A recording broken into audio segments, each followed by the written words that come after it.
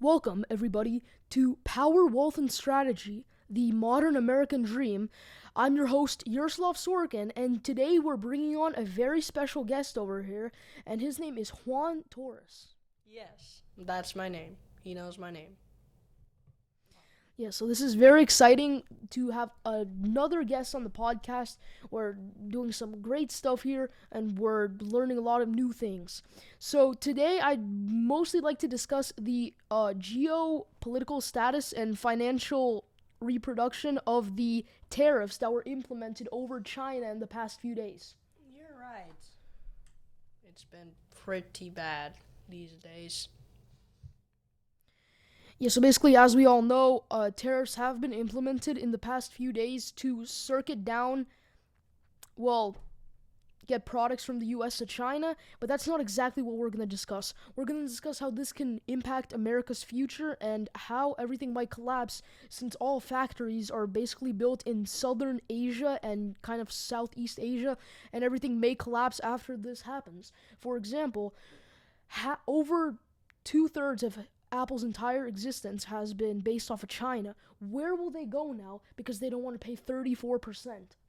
Well, I think they might go somewhere else in North America, but really, it's very bad that most of the tariffs are getting implemented on China since if they can't make iPhones and other things like that, then, well, America would just d- collapse in on itself.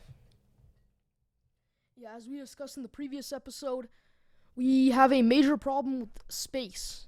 We don't have any more space in more urban areas. Now, of course, we could solve this by just going to some desert and let's say Utah or something and trying to build up a factory. The thing is, it's difficult to get resources there, and China was about a third of the cost that is in the United States. So another thing this could lead to is products being more expensive, which results in another inflation, which makes products more expensive again because materials for those products have to be sourced from the US. Because from China, it wouldn't even make any sense. And labor costs and unionizing has been a big role in the American economy over the past few years.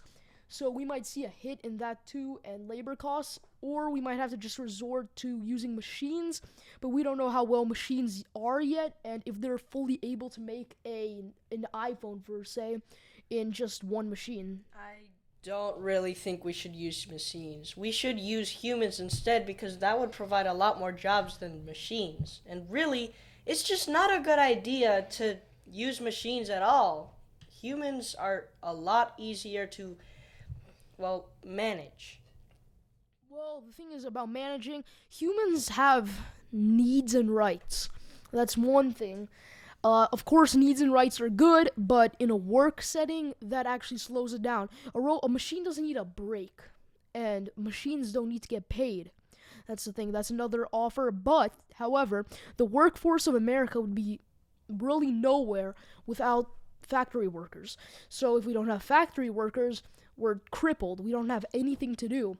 We'd have to resort to sitting in a room all day and counting coins from that you found on the side of a street. Exactly. Well, of course, we could also resort to farming, but really the entire state of America has basically just resorted to urban areas now. So there's no more farming. No more. Yeah, farming food is also going to be a major problem. A lot of our food is imported either from South America or places in Europe. For example, we have Germany and France that have a lot of our production, and the Netherlands, who produce a lot of our fruits and important resources that can get to us. Also, European countries are rich in minerals. So, for example, if we go down in, let's say, a German mine, we're very likely to find gold or something. That's a very common resource in Germany. That's why a lot of gold manufacturers like to market themselves as German made because that's where a lot of the gold supply comes from. We won't have that, and America doesn't have that high of resources. That's why, as a landmass, we aren't worth that much compared to other countries in Europe or Asia. You're correct. We are not worth that much. Really, we're one of the least expensive places that you could find in the entire world. Yeah, so this is actually really important. These tariffs could cut down everything. I don't know if they're for the better. Um, One solution is to just decrease the tariffs to, let's say, 10%. but that still kind of ruined the economy since China is really close to the US in economic scale, and that might really cause tensions, and let's say we get into an altercation, let's say a war or something, that could cause many problems, such as lack of importation, and our GDP might plummet after that because a lot of our GDP comes from online resources and, let's say, oil and gas. If we have no one to export to and they're all taking tariffs, who are we going to sell the oil and gas to? Not only that, but America is really reliant on a lot of other countries besides itself since it doesn't really make its own resources. It needs resources from other countries. So that might be a really big problem if the tariffs are increasing in China. Yeah, that's another issue. Now, the thing is, at first, America was the only one who implemented these tariffs. It started off at about 20%, but by now, already 3 months into the new term, they're up to 50% or somewhere close, depending on what category it is. Now, China recently, after the US passed tariffs on countless countries just earlier this week, China has fought back and actually added 34% tariffs on any product exported from the United States. So we might see China becoming the most powerful country in future years. That's probably not too well on our side, but China is already one of the main superpowers. It is pretty much self-reliant. Unless it gets cut off from Europe, then they might have some issues with their overpopulation.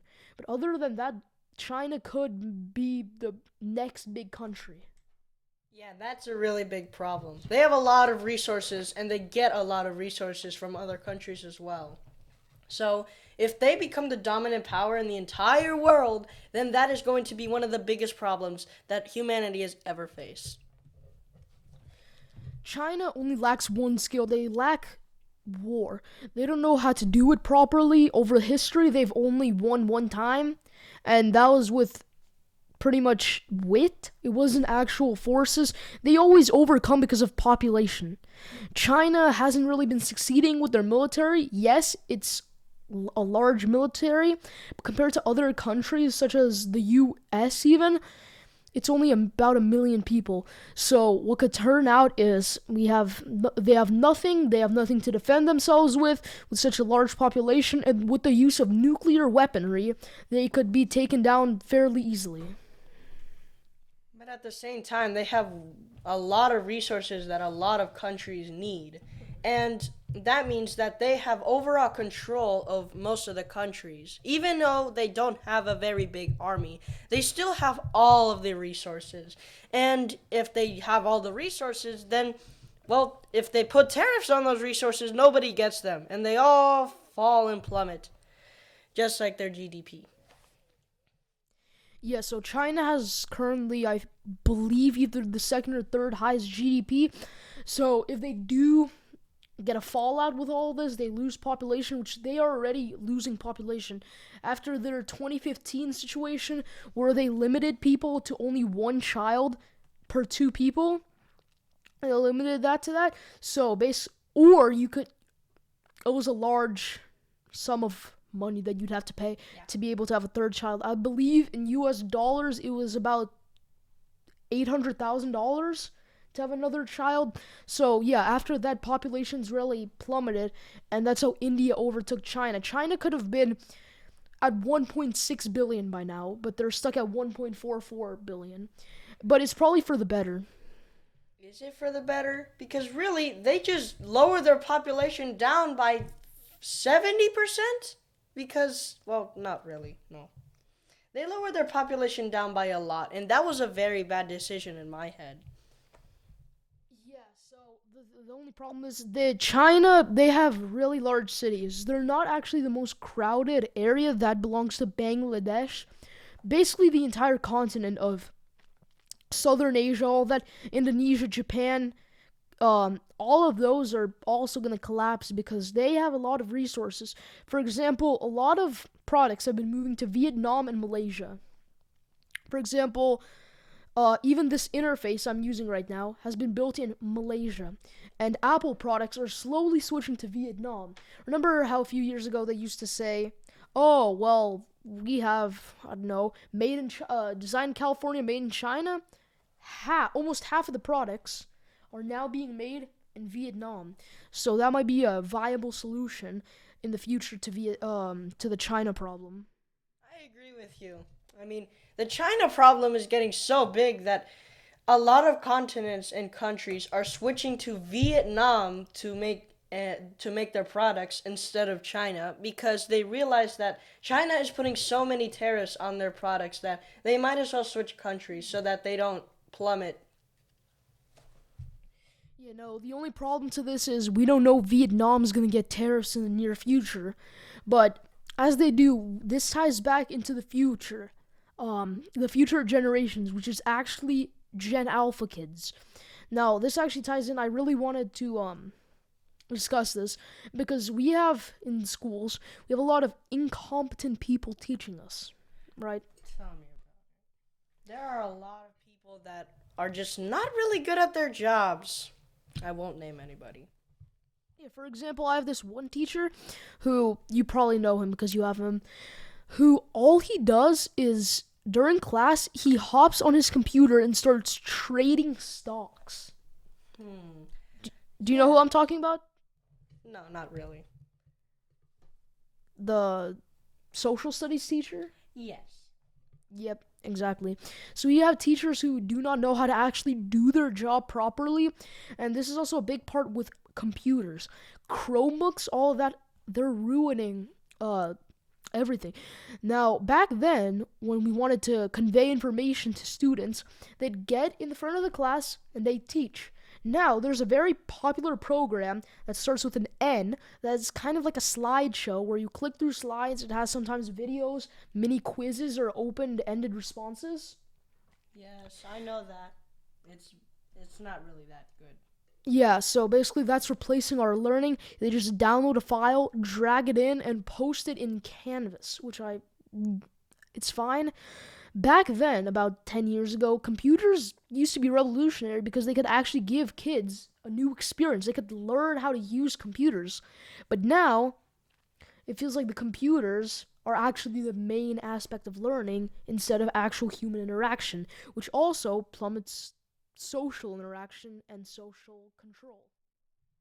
Yes, for example, most of the teachers these days, they don't really go up to the front of the class anymore. They just give us something to do and they sit there and do nothing. Do their taxes, do their stocks, for example, the social studies teacher. Yeah, so another thing this has been bringing is kids don't know how to do anything. They're stupid. Because they're learning from a computer. And one main point of this, we have a state test called the STAR test, the State of Texas Assessment of Academic Readiness. Yeah. And basically what that is you take an oral examination basically for the entire day.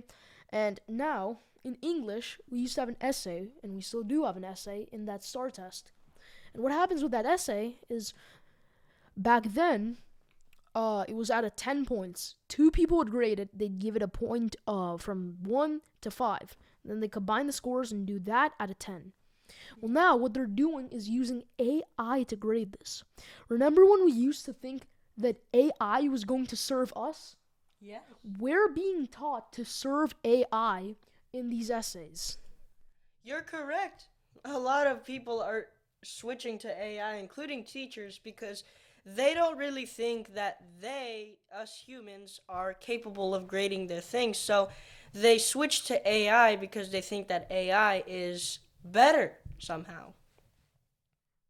Exactly. So they're telling us not to use AI because it won't actually help in the real world, but then they're using AI for absolutely no purpose. They're just grading our tests with it and thinking like it's a normal day, and they don't even know. Maybe the AI is completely wrong. The AI doesn't improve your writing, it makes you go straight to the point. And I love straight to the point things. It's just easy. You get to read a quick message and you know exactly what's going on. I love straightforward things. But when it comes to essays and creative writing, that actually does not teach you anything. You have a point, though. You don't learn anything from that. You just take it from the AI and move on. You don't learn anything. That's what human teaching, That's why human teaching is good, and that's why people are switching to AI. They think it's easier. It's not. It's worse. It's a lot worse for teaching. Yeah, constructive criticism. I personally really enjoy constructive criticism. It actually gives you real answers and real solutions and proper feedback. With an AI, how's an AI going to give you feedback? Is it going to be, oh, wow, I enjoy this so much, now do better or something?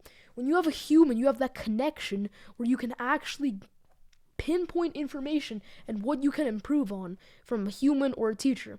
Not just some AI that's just going to tell you if you did good, bad, or if it just personally doesn't enjoy it. Yeah. AI is not helping us at all in school. It's not helping us at all because humans, well, like he said, they have a personal connection with our essays. They have a personal connection with our essays, and they can grade us a lot better than an AI that says good, bad, or absolutely garbage. So they're trading the minds of youth just for a quick salary cut. And with salary cuts, we as well have our beloved theater teacher, who we did discuss prior a few weeks back. Basically, what's happening with him is the district, they're broke. So what they're doing is they're firing 74 teachers that are retired, even though they're still working. That makes negative sense. They're firing that many teachers that are retired and putting new ones in. And just to save, I don't know, 10,000 a year, 20,000 a year, right? And why? You're still going to have to pay them retirement benefits, which I don't know what they're doing there. But yeah, they're removing pretty much the best teacher in our entire school just because they want to save a few dollars per year. Yep, few pennies. So, and then who are they gonna bring? Some woke teacher that probably knows nothing about theater and just talks to us about how Shakespeare is just bad. Exactly. They don't know anything. Well, they do know things, but it's not really going to be useful to us when we are out in the stage, and then we're gonna come crying out at the stage. Really, they're just kicking out those teachers because they're broke, and yet they still have to pay the retirement benefit. They still have to pay the new teachers, and they still. Why are they getting rid of the retired teachers? Aren't you supposed to retire by choice? You don't get kicked out of your own job because they say so.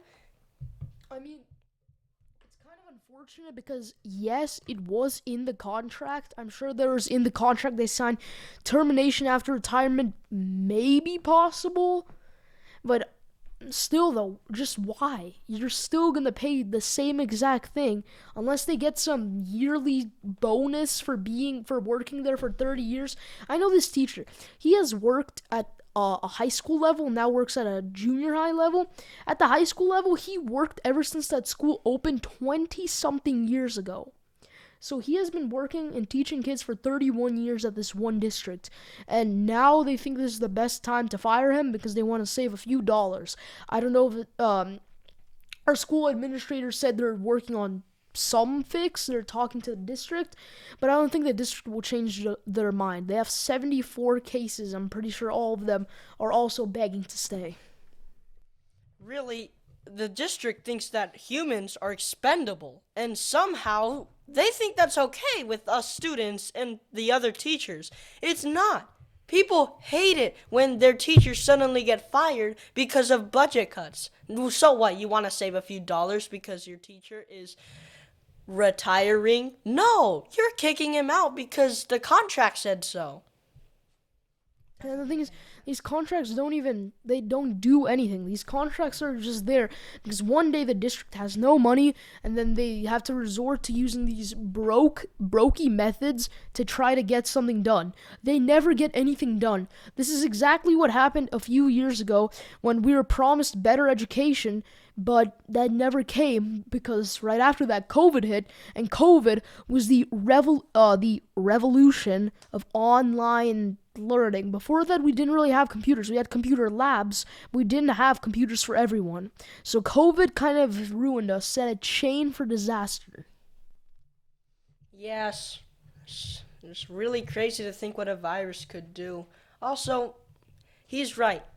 Teaching is getting a lot worse these days. They think that teachers are expendable, and they're also just ruining schools. You know, what just came only a few weeks ago is the DOE, the Department of Education, has officially been closed. There's no more National Department of Education because what has been shown by the statistics is it does absolutely nothing. They've been spending over a few $1 billion per year, and it's improving grades marginally, if anything.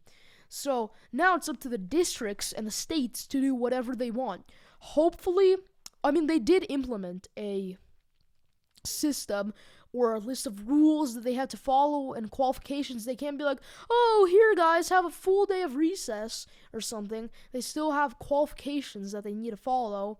And basically, but mostly it's up to their own. For example, I really hope our district kind of minimizes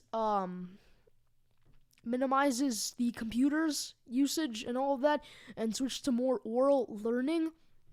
But once again, with the DOE, it was all kind of unionized, basically. Everyone was doing the same thing. Everyone was on the same page.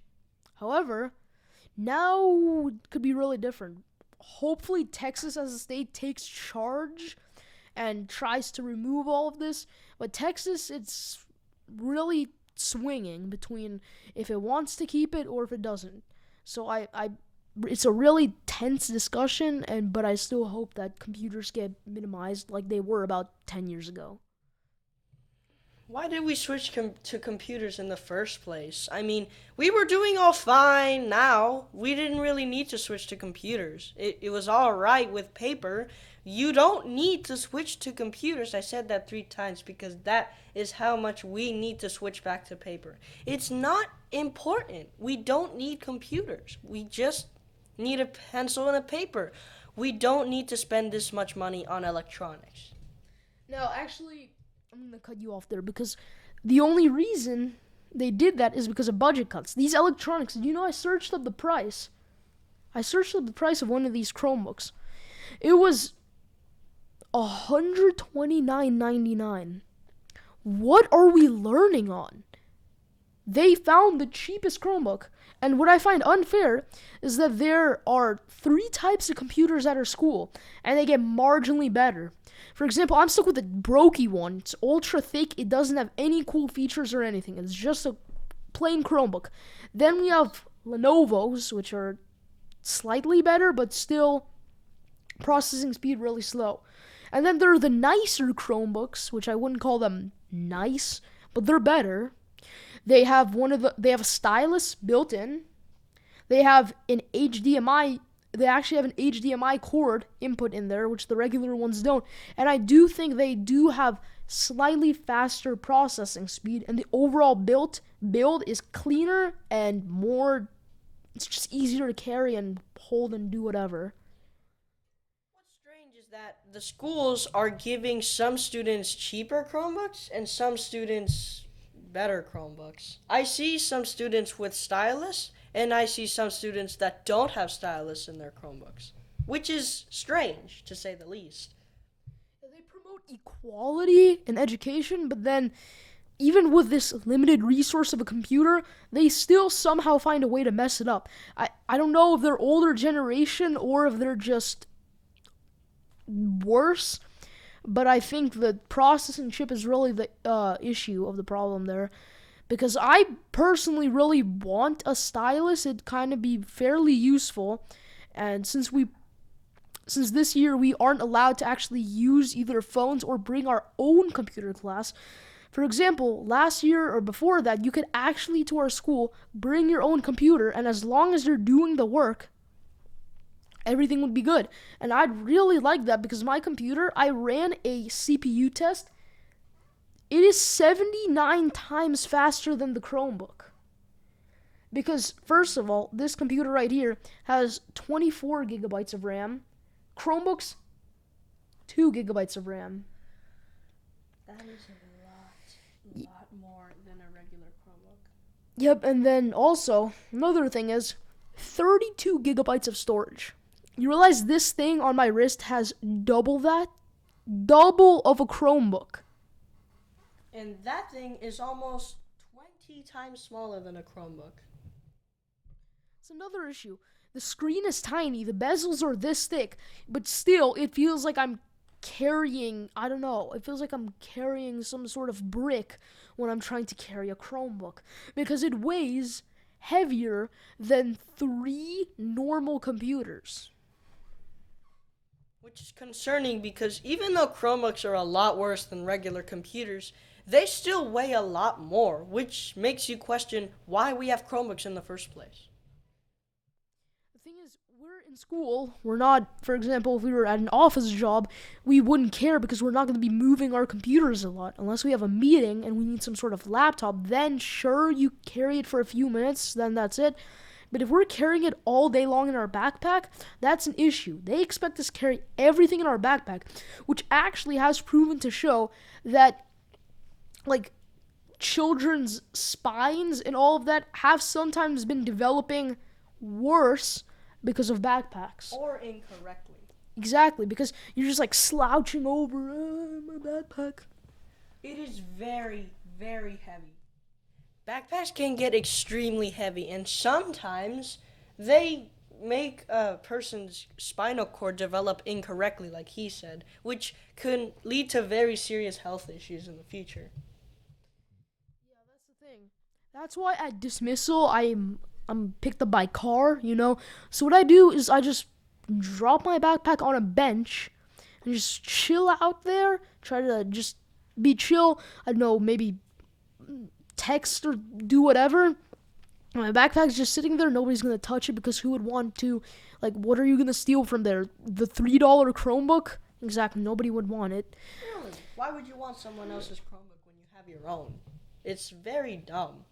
Besides, Chromebooks are very, very, very cheap. And really, if you steal something that cheap, you're not going to get anything out of it in the first place.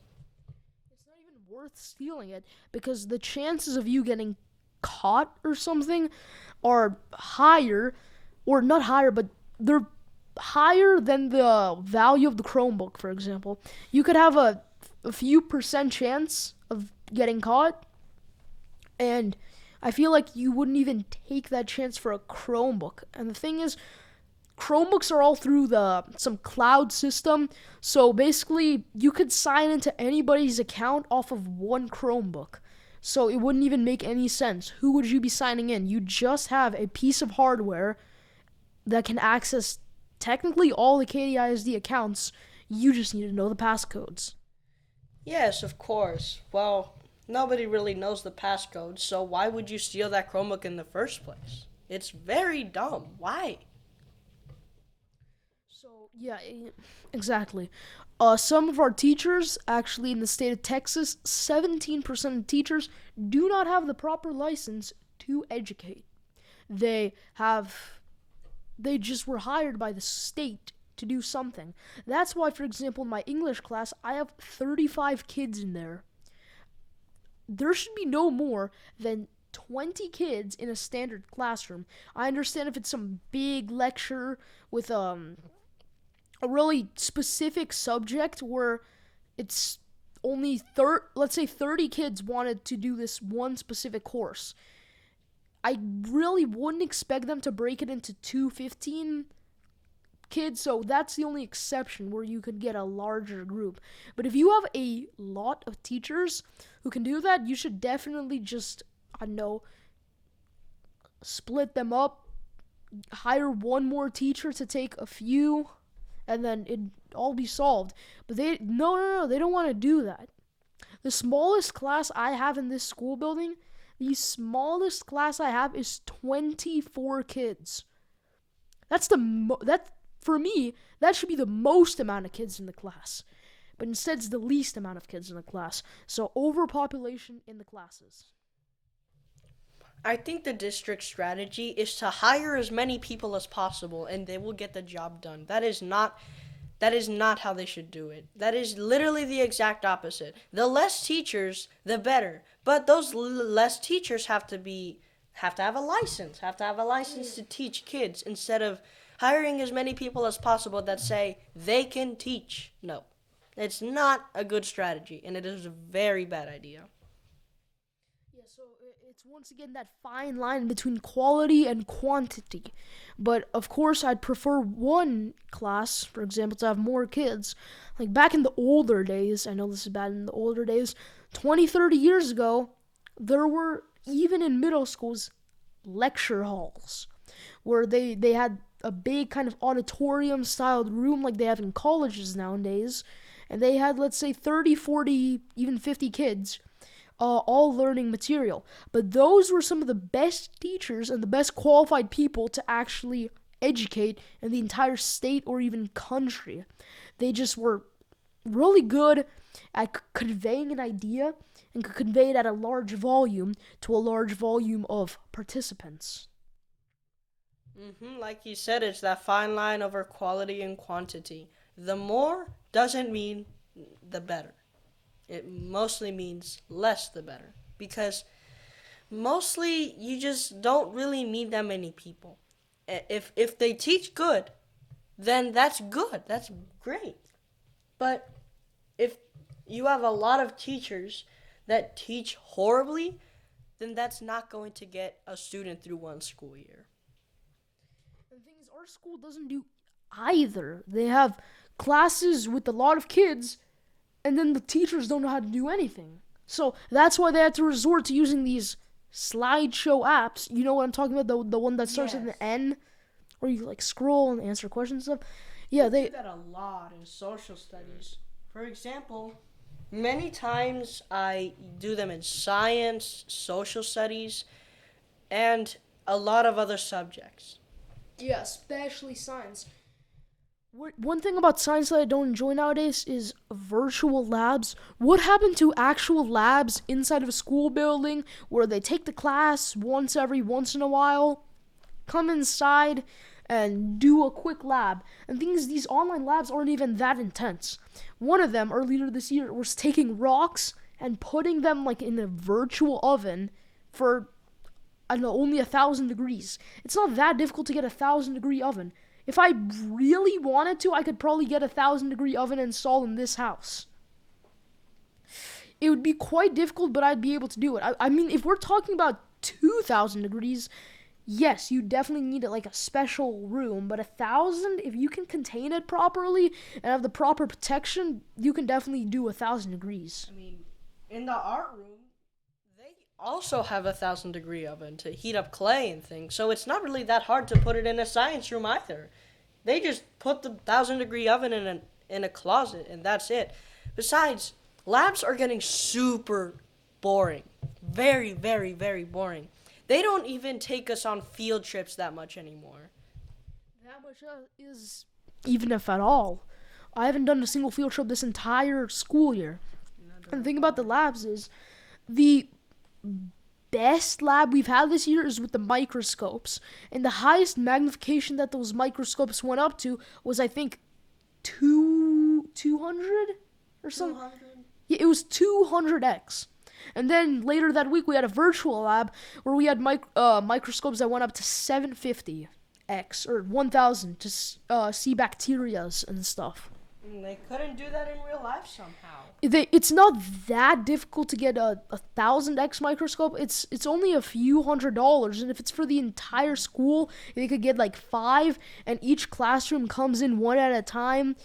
Even that would be better. Preferably have one in each class, but if you have to resort to that, that's still better than clicking on a computer, this tiny screen on the tiny computer, and trying to drag bacteria with an ultra predictable, it's really predictable to see what happens.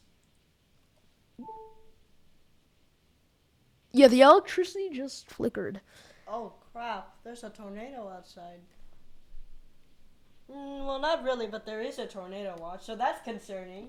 Yeah, did you hear that like sound effect? That means it stopped charging and then started charging again. Well, yeah, I don't think it's gonna be really good to keep recording for that long. So we're going to have to wrap this up pretty quickly. But before we do that, we have to talk about how the economy these days. We started talking about schools are getting worse, and so are the tariffs on China. Everything is getting a lot worse, from our education to world trade. So, really, all we really need to do is turn it around. We need to hire better teachers. We need to stop turning to AI. We need to lower down the classroom numbers. We need to, put 1,000-degree ovens in the science rooms. And the Wi-Fi is not that it's good. Down. The Wi-Fi is. Yep, I don't know where the Wi-Fi is. It's literally down. So yeah, we're gonna have to wrap this up pretty soon, like in the next 5 minutes. But one more thing is, have you noticed how all of this has been happening? And this is why I believe that a civil war or something like that may be happening fairly soon. It's kind of unfortunate and quite worrying, but there might be a civil war fairly soon. Not like last time, but with the quality of how America's doing and what policies may be implemented.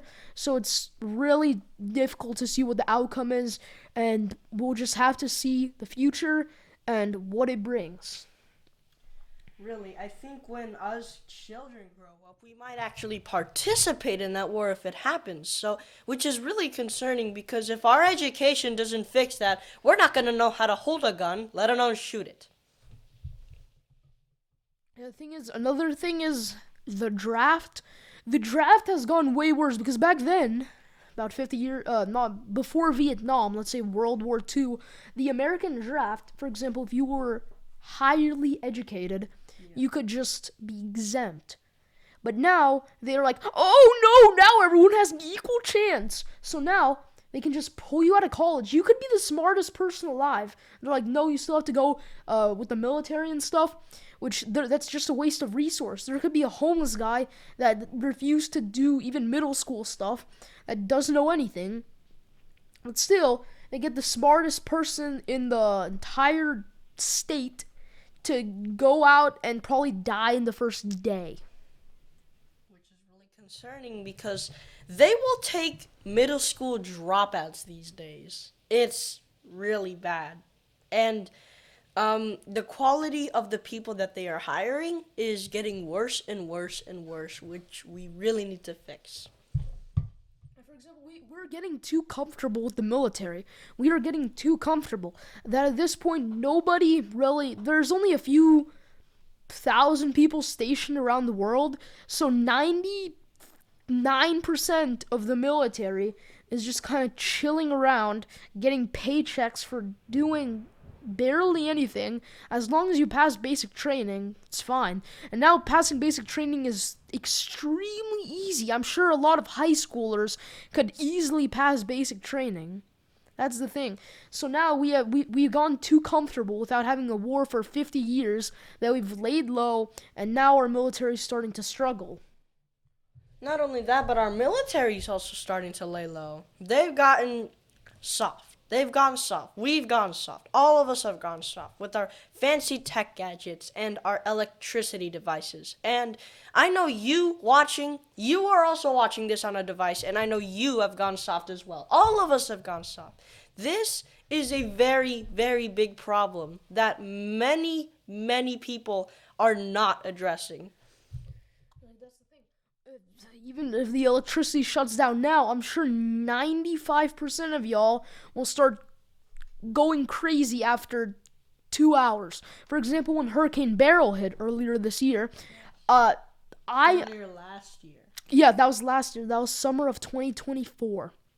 What happened was, a lot of people I saw, we went to a restaurant in the middle of that. It was just one time. We just went kind of far away, and we're not going to name the restaurant. I mean, I forgot at this point.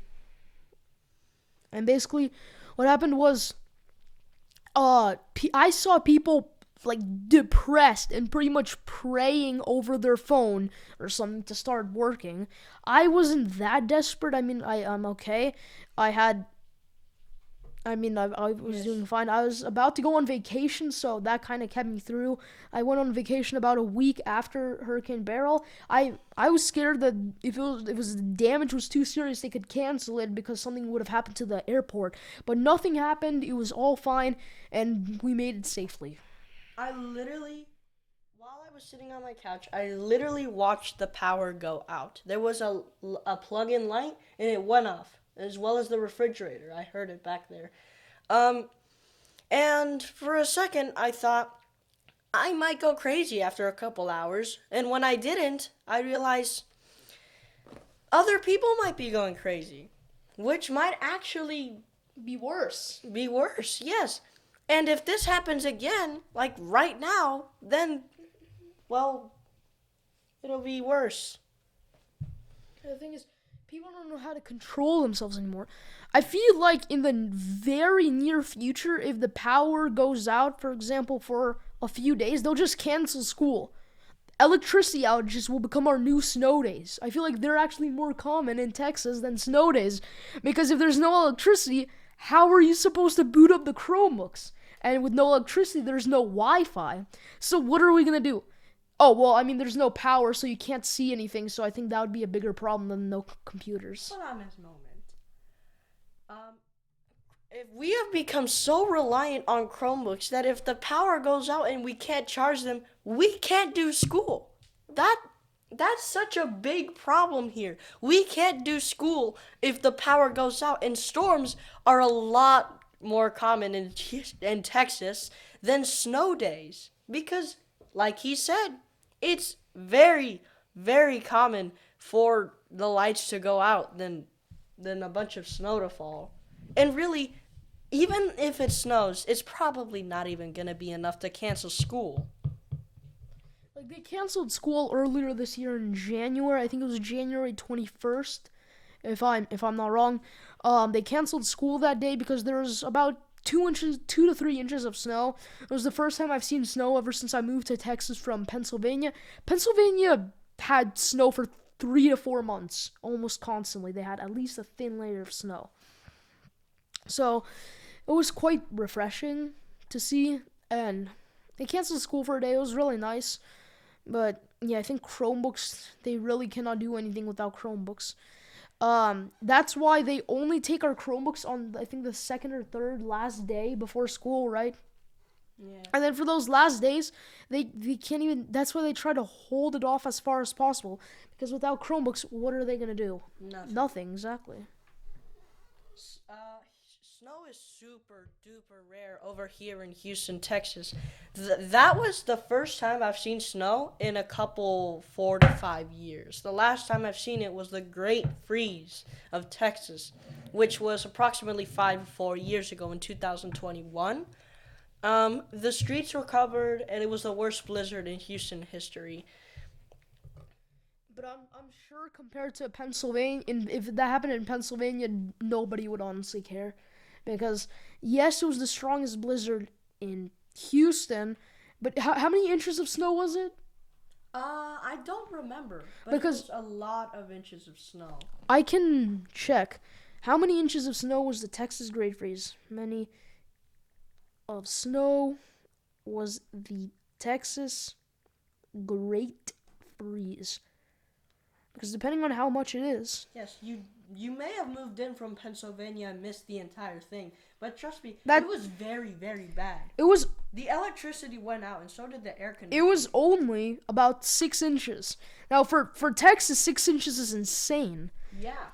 For example, back in January, it was only 2 inches, and people were freaking out that their driveways clogged up with snow. So 6 inches for Texas is probably an insane amount. But back in Pennsylvania, the highest I've ever experienced, I think, was about 9 inches of snow. We couldn't even open the door. Well, we had to kind of really shovel the door forward. The Great Freeze of Texas just left Texas just shattered. Most people put their generators inside and died from the smoke poisoning. And really, That's how soft we become. We die after 6 inches of snow have covered our land. We skip school because the electricity goes out. It's so bad. It's so disappointing that this is how soft we have become. We literally go crazy after 2 inches of snow have covered our driveways. And even though you can still open the door and walk outside, people still pray that their phone works.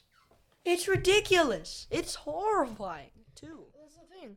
And middle schools, well, back in the day or whatever, I've never experienced this, but about, let's say, 20 years ago, passing period, 5 minutes to get from one class to another. Back then, it was not only 10 minutes, but there was also kind of a break implemented. For example, there was not really a recess, but there was after lunch, usually about 15 to 20 minutes where students could just roam the halls or whatever. Thing is, it was the same duration of class. And what they did back then is they had focus days. For example, Monday would just be math and science, let's say, and Tuesday would be focused on English and all that, and then Wednesday would be... They could actually implement that in schedules. That's the thing, because now everyone's kind of just, 45 minutes, it's too short. They get in, they're like, 45 minutes, and then that's it. It's up in a second. Schools have completely changed that, and I think it's because that they think that the less school hours that they have to work, the less they have to pay the teachers, which is something that they've realized would cost them less. That's why they've completely abandoned the idea of breaks and just decided to put less hours of school so that they pay the teachers less and they don't cost the district a lot of money. Yeah, and what else would they do is, back then, what they did have right now is in 6th grade, if you are, everyone in 6th grade has a reading English block. That means it's 2 periods. So 95 minutes total if you include passing period. And also, if you're 7th or 8th grade, unless you're GT, you also have 2 periods. But back then, for example, let's say you have one of these long English days, every 45 minutes when the bell rings, you can just go outside, use the restroom, do whatever, kind of like refresh your mind, then come back in the class when the bell rings again. So that's why in English, they should let us leave for 5 minutes to use the restroom or whatever, because our English teachers are always complaining because we have to use the restroom, because, an hour and a half is kind of a long time. For example, in a 45 minutes thing, you really, unless you drink a lot of water, but in an hour 30, that's a lot more time. And for example, we had a substitute this week for our English. Let's call him Mr. C. Yes. Mr. C let us use the 5 minutes to do whatever, and it's pretty much the happiest I've ever been in English class, even though it was only for a few days.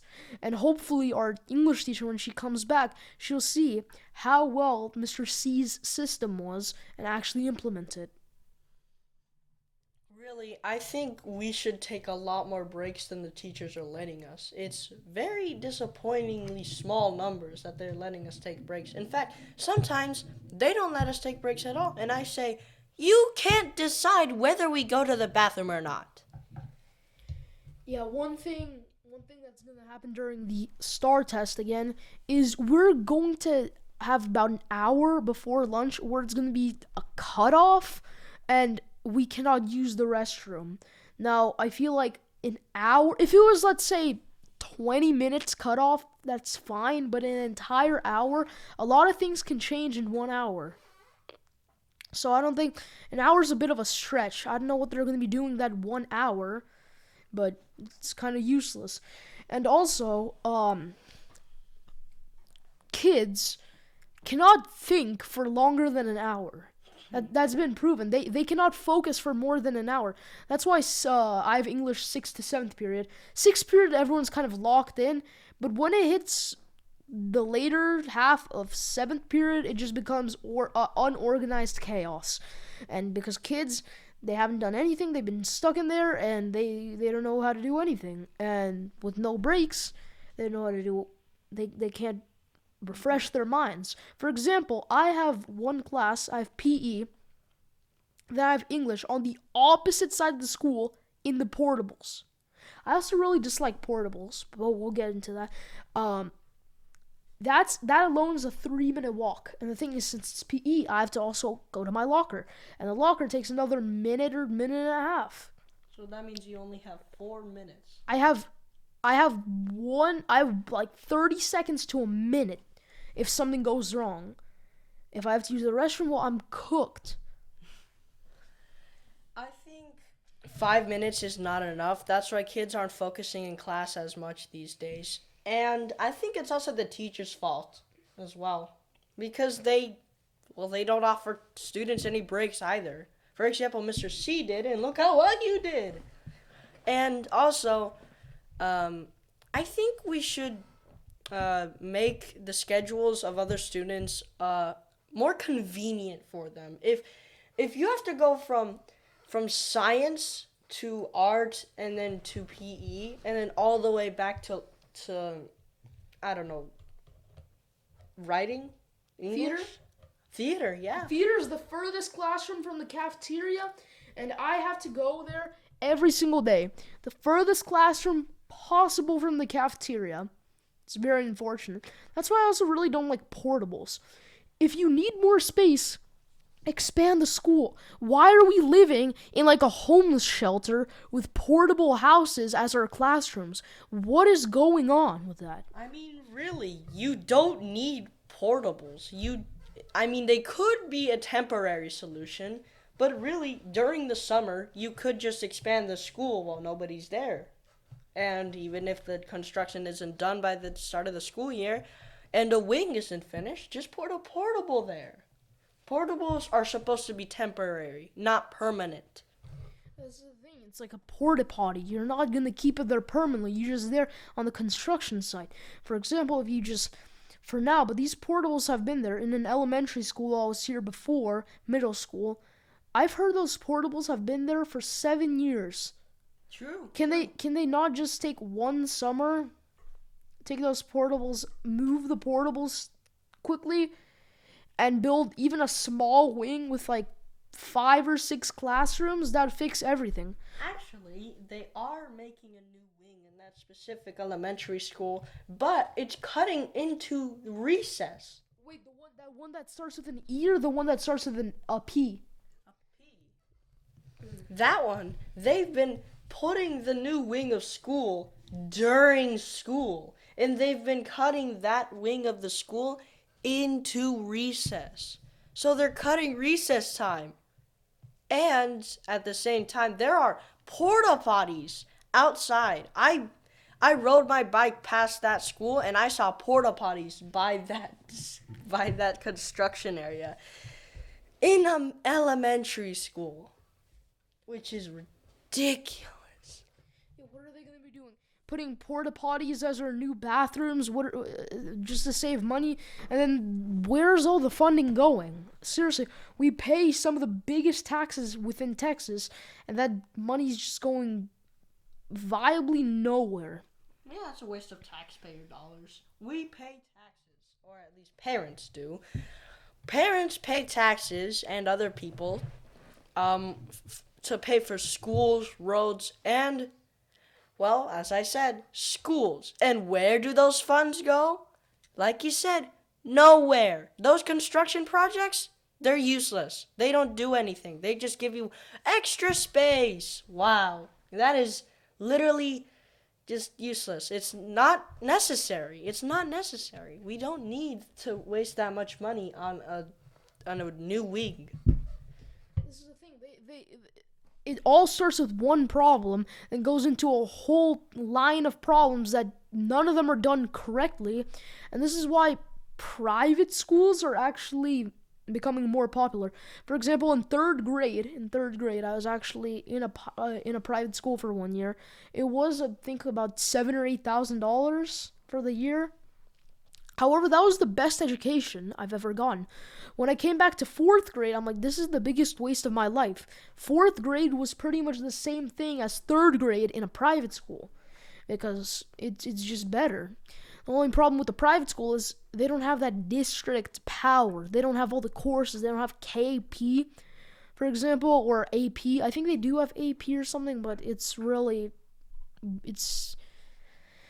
less overall power for that school to do something since they are running independently. But overall, the quality of education in a private school, it's way more dense, it's way more powerful, and you will learn more if you attend a private school. Now, I know not everyone can afford that or just doesn't choose to go to a private school, but really it's a really good option. And fourth grade was really a waste. I did do the CBE to skip sixth grade math. Honestly, I wish I could just skip the entire fourth, maybe even fifth grade, because they were useless. Tell me about it. These days, public schools just reteach the same subject that you learned the last year. For example, second grade and first grade, all identical. Literally no difference, except for the teachers and the students, and that is basically it. Plus, private schools, I agree with him. I've never went to a private school before, and I've got to tell you, public school, it's not really that fun. You meet a lot of friends, and you get to keep them, and that is it. That is the only thing. That is the only benefit that you get from a public school. Yeah, you really don't get anything from a public school. And also another thing is the food. They actually yeah, it is disgusting, but they upped the price. Last year it was $2.25. I mean it's cheap. Now it's $2.75. Still really cheap, but suspiciously cheap. Because I searched up the price like I did with the computers, and I learned that with the quality standards they're making the food as, each meal costs about 62 cents. Because, for example, one thing is they have a cheeseburger. The district actually posts all this. They're required to post their sources. So I went on the source. I think it was some company that starts with a G. I'm not going to say the name of it, but it's a company that starts with a G. Yes. And they source the patties from there, from this natural beef source, which I don't know what the beef source is. It's probably cows in a cage. Don't think that's very natural.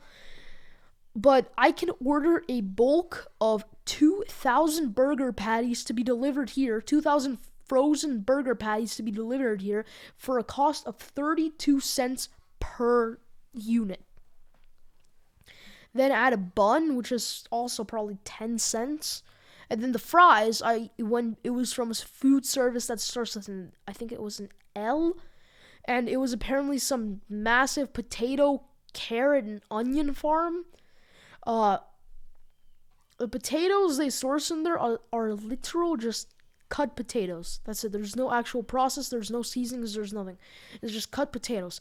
And I calculated that you get about 15 fries in your meal, and I estimate that would be about another 10 cents. So in total, you're paying about 50 cents for the food, and let's just say 12 cents for the labor and electricity. Because there's 1,000 kids, and all of those, if they pay a few cents for the labor, it will add up to an actual salary, which is like $5 an hour. So, like 62 cents. And you're right, it is very suspiciously cheap. It is actually really, really expensive. I have a lot of money in my ID, in my account, but I don't use it. Because I've realized that it's a waste of money. Look at all of the lunch. Look at all that lunch. And now imagine your pricing times 3. That is basically how much all of that costs.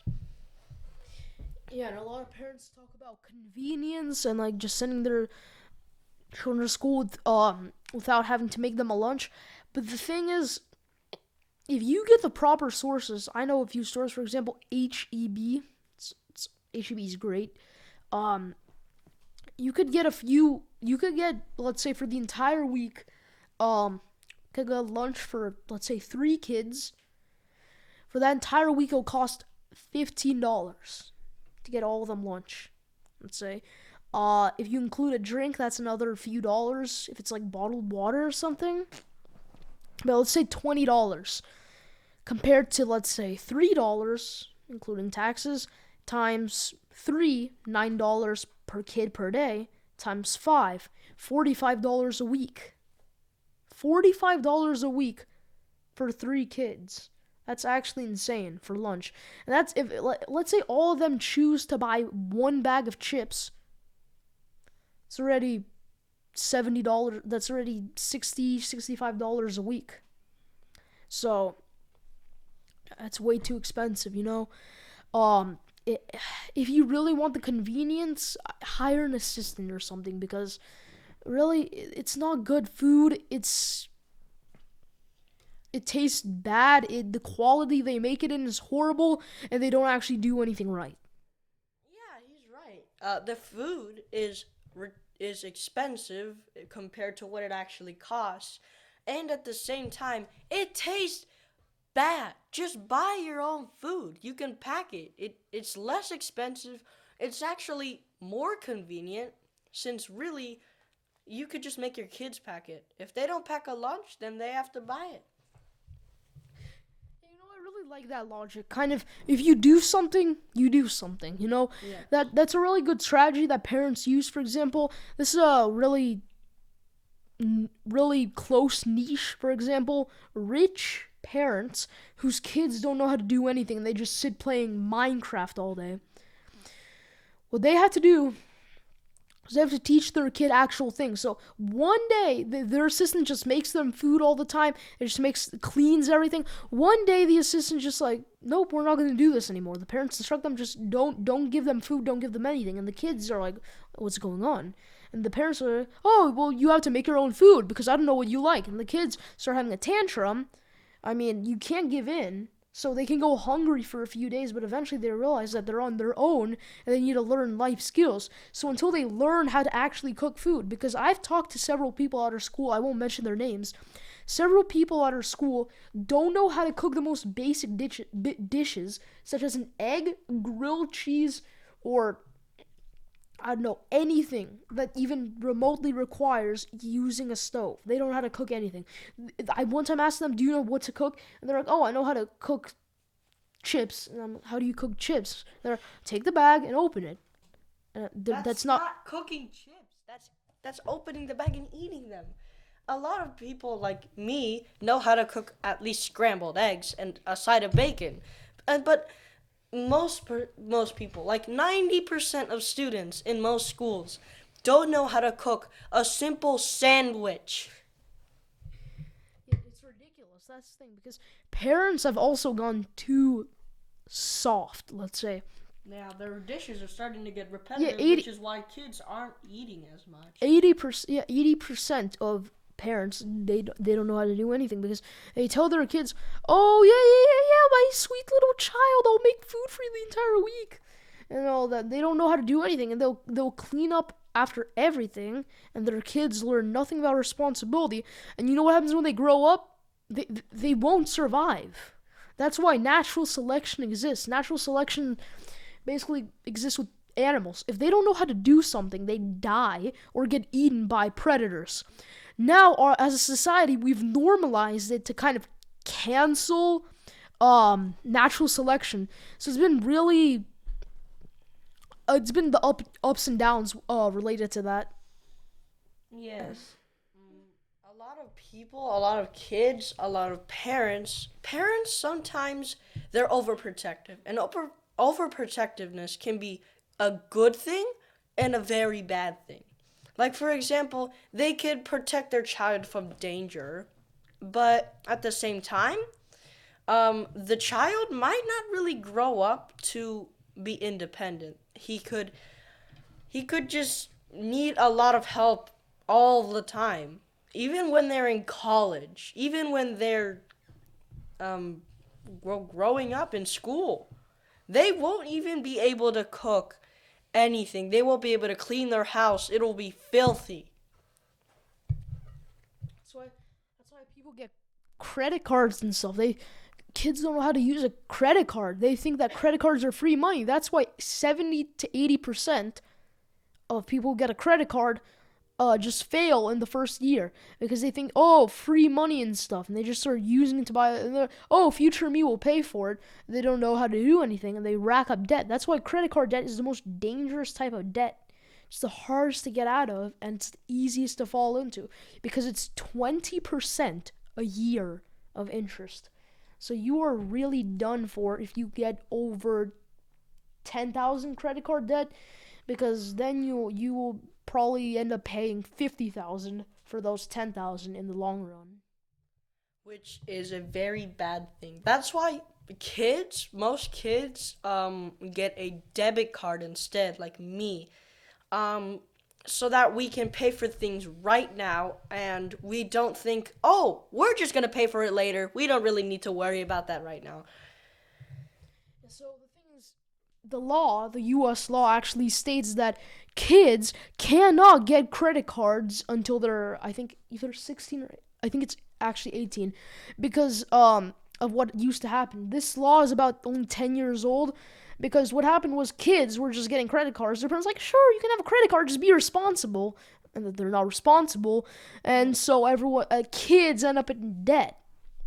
Kids. So kids end up in debt. But now I went on a New York trip with our theater teacher. It was about like 30, 40 kids. One of the rich kids, who's actually my roommate there, what he did was his dad sent him a picture of his credit card to buy things with. It was really weird. He set it up to his Apple Pay. So basically his dad just gave him his credit card and is like, here, just buy whatever. And I think he ended up buying almost $1,000 worth of souvenirs. So I don't know how he fit that in his suitcase, but every single time we went into some gift shop or something with our teacher, he always had... Oh, that was unexpected. Continue the story. Yeah, he always bought 1,000 different things. He spent so much money. One time in a gift shop, he emptied out $180. He bought like two Statue of Liberty thingies. He bought one of those, I don't even know, bear things. Then he bought a bunch of playbills because we went to New York, so it was all about Broadway and stuff. And then a bunch of random things that honestly I think he forgot by the time we got back to the hotel. So kids really need to learn to be more responsible, and schools are not helping with that. Middle school has more responsibilities with the lockers and stuff, but that's not anything. For example, if you come in late or something, you should be fully responsible. You should actually, getting a tardy doesn't teach you anything. Because back then, teachers actually had the right. Some of them, what they did is, if you were tardy, they charged you, let's say, $2 to $5. What?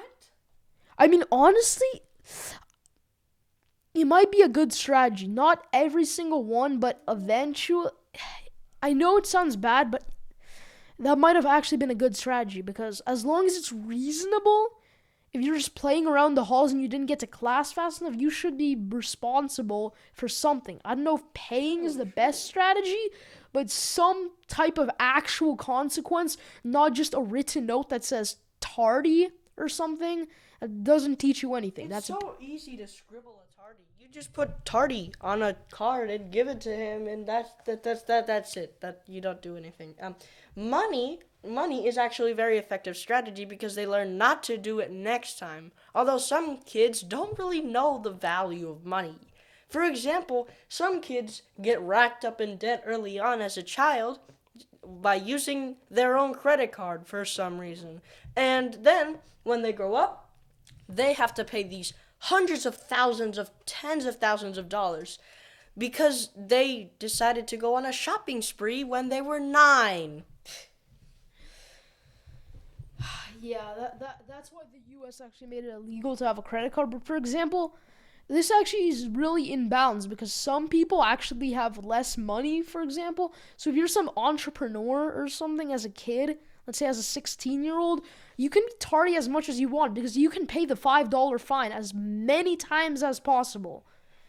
But some people may have less money or something, so they might not be as easy to pay. That's the thing. So it's kind of imbalanced. That's why detention is, let's say, how to say, fairly balanced, because it's all equal.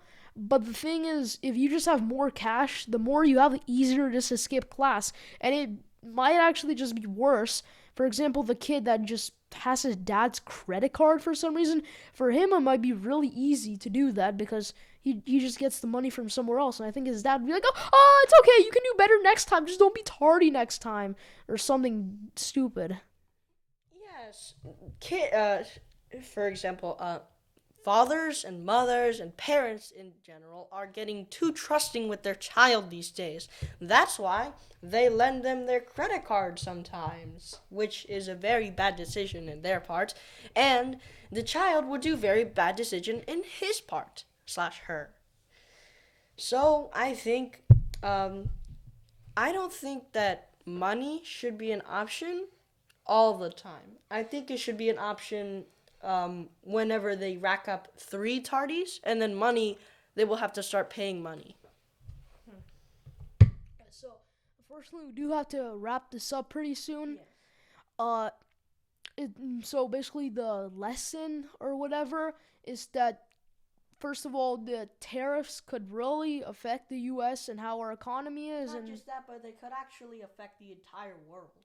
yeah, because the U.S. is pretty much one of the 3 superpowers, which is China, the U.S., and Russia, the 3 main superpowers that hold Most of the GDP. 80% of the world's assets. Yeah, resources, money, you name it. They have everything. Yeah, And so if one of them becomes too powerful, then that could be really bad news bears. yeah, and then kids are being too soft, and Kids and parents are being too soft. They can't even cook their own dinner. yeah, and then all the stuff with Chromebooks and all that is just bad. So it's been Districts thinking that teachers and humans are expendable and replacing them with AI. yeah. So it's been really nice talking to you, Juan. Thank you And so I much. Yeah, and I think we're gonna be signing off. So goodbye, everyone. I'm the host for Power, Wealth, and Strategy. I'm the American Dream. And I am the guest for today, Juan Torres. I will probably show up later in a couple others videos. Goodbye. All right, yeah. So be sure to check out this episode and check out all the other episodes. We still have 3 more episodes this weekend that will be happening. So that's very exciting news, and we're tuning off. Yep. Bye. Hello. Bye.